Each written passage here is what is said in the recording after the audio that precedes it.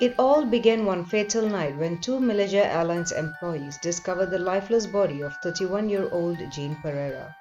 The ex-beauty queen turned school teacher from Negri Sembilan was found to have been stabbed over 10 times, sustaining injuries to the abdomen, hands and chest, while still strapped to the passenger seat of a white Fiat 125. The car was pulled over at a secluded underpass along the federal highway, near what is now the Sky Park terminal at Sultan Abdul Aziz Shah Airport. As Kartigesu, who was driving the vehicle that night, was not found in the seat next to her, but was instead discovered lying face down, unconscious beside the car. He was Jean's brother-in-law and alleged lover at the time. Kartigesu then told the police that they were on their way home to Klang and that he had pulled over at the side of the road to relieve himself. Suddenly, he was hit on the back of the head by an unknown assailant, knocking him out cold and erasing his memories of the moments leading up to the murder. Was justice served? Let's find out.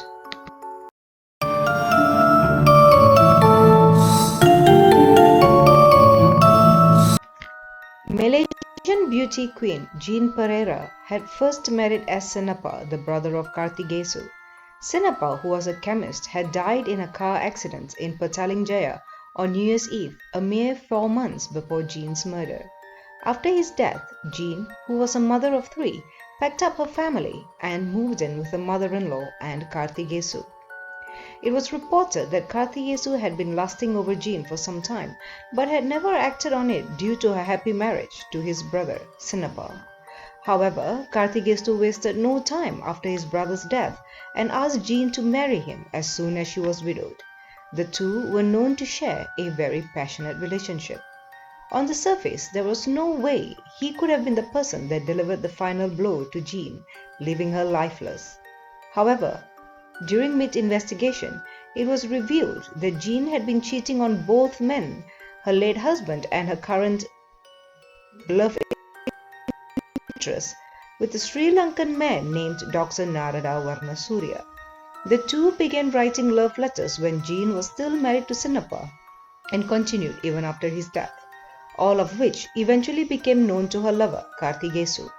The police found a total of 19 letters that were exchanged between the two, with one even mentioning marriage. Narada had been tracked down by the authorities but refused to appear in court to give his testimony. It is believed that Jean had met the medical practitioner at a function in 1978. Both were married at that time. The existence of the love triangle, however, painted several motives onto Kartigesu. Locals speculated he was either a lover seeking revenge or a man avenging his brother's honor. Circumstantial evidence began piling against Kartigesu, and ultimately he was charged and arrested for the murder on 9 May of the same year.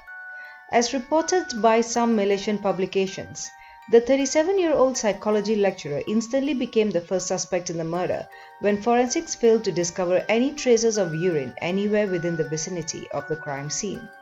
The police were also suspicious of the fact that Kartigesu was found without any injuries, even though he claimed to have been attacked.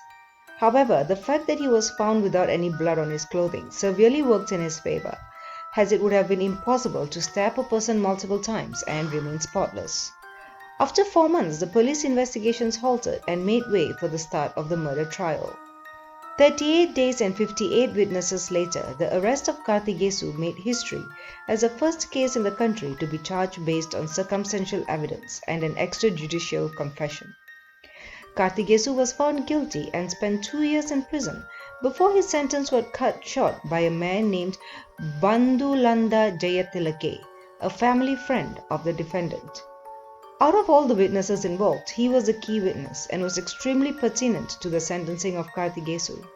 He testified that the accused had confided in him a while before the murder, claiming that Kartigesu believed that Jean deserved to die.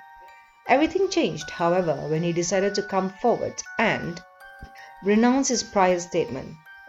Bandulanda, who was then sentenced to 10 years for committing perjury, died 2 years into his prison term. This left the case with insufficient evidence, and the court had no choice but to release Kartigesu on 20th May 1981. After 2 years and 4 days behind bars, Kartigesu walked away a free man.